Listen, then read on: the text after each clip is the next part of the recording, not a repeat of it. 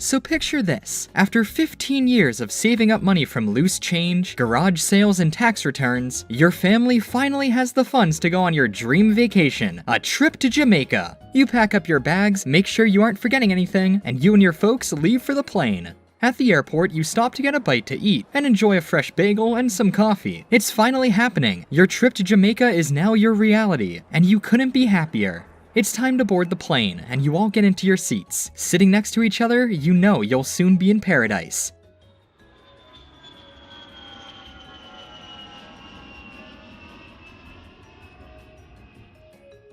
After a successful plane snooze cruise, it's time to get off. You all get off the plane and smell that warm, welcoming Jamaican air. While at the airport in your new heaven, you spot a gift shop. You walk in, and to your Pokemon fan eyes' surprise, you see him. A Pikachu stuffed animal donning Jamaican gear. All the years, all the pain, your mistakes and your triumphs, the journey that led you here, it's all been worth it. You have been united with your destiny, Jamaican Pikachu.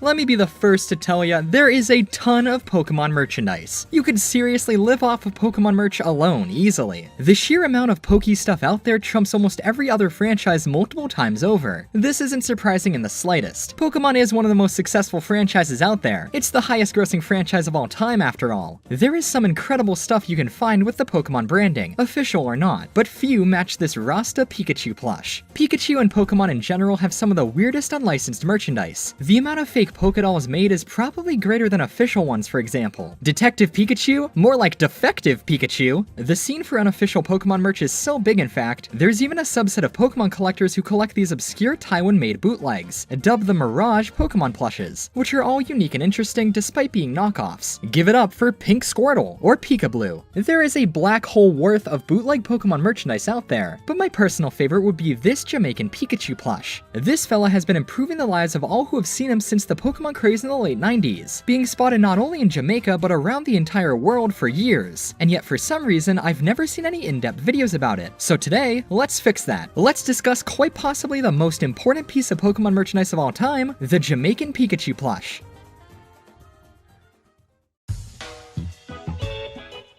The famously infamous Jamaican No Problem Pikachu plush toy you see here has been a staple of Jamaican gift shops for decades. It's unofficial, obviously. The Pokemon Company doesn't wish to give its blessings to such an item, but he's been produced for many years and under many names. Pokemon, as seen here, seems to be its constant brand, but you may also find different Jamaicachus with varying tags and appearances. Mine appears to be this black tagged one, just without the tag. Perhaps one day I'll collect the many releases of Jamaican Pikachu. Now that's a life goal. Chances are, if you ever visit Jamaica, you'll find at least one store stocking this. But where did he come from? Well, it appears he's based off of Play-by-Play's Pikachu plush, my personal favorite official plush of the character. As for who's responsible for bringing such a purebred into our world, it's this company listed on the tag here. Or at least they made this variation of the plush. It seems other companies have gotten into the Jamaica-cheese trend too. A lot of the info on this plush is speculation, but here's some facts. He stands around 10 inches tall, and is almost always depicted in a Rasta-styled hat with 4 black dreadlocks. Some have more, some have less, but the knitted hat is a staple of Jamaican Pikas. It looks like it's actually hand-knitted, which gives this guy a cool handmade feel, which to be honest, he likely is. The plush also usually has black round plastic eyes, a plastic nose, flat stitched on cheeks, and a vaguely creepy zigzag smile. One of the most dominating details on this plush is what I can only guess is a tattoo, displaying the phrase Jamaican No Problem proudly on his chest. Almost every post I've seen about someone obtaining this plush states that it came from Jamaica, so a majority of them can be found there,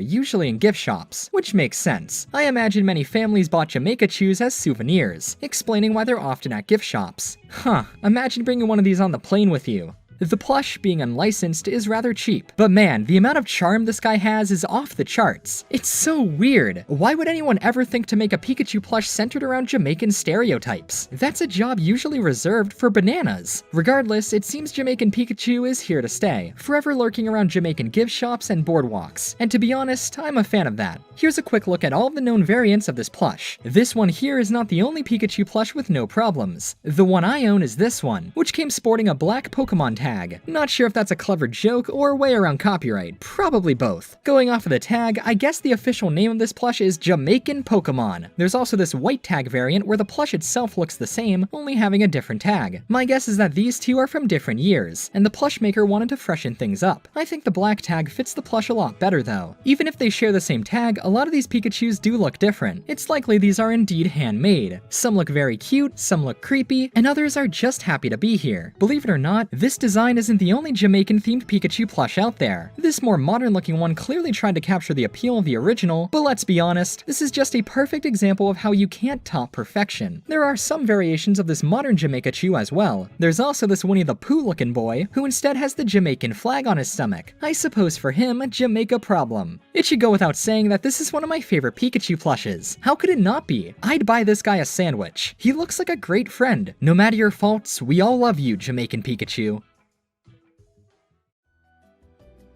Unfortunately, that's basically all there is to this odd plush. Despite the lack of information on him, I just had to make this video to share him with all of you. When I first learned this plush existed, I immediately knew I needed one. He's just so bizarre and easy to love. Do any of you out there have any memories of getting one of these while on vacation in Jamaica? Better yet, do any of you live in Jamaica and have any information on this plush not listed here? When did he start being made, for example? Any info on this guy and his many cousins would be greatly appreciated. Also, Pikachu isn't the only character to have bootleg Jamaican-themed plushes of them out there. What a weird concept. There are many more bizarre Pikachu and Pokemon plushes in general that one day I would love to take a look at. Those Mirage Pokemon plushes aren't going to review themselves, but I don't think any other weird Pikachu plush could win my heart like Jamaican Pikachu has. Except maybe Defective Pikachu over here. But for now, excuse me while I go vibe out with my reggae-loving Pika Boy.